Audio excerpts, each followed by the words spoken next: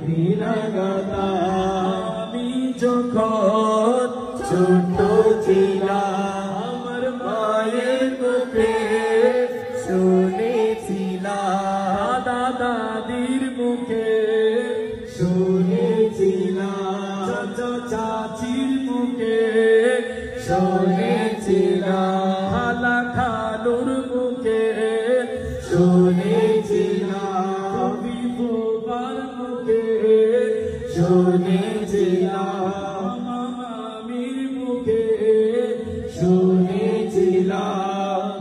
ওই মদিনার কথা ওই মদিনার কথা সেই থেকে এই বুকে মদিনা গাতা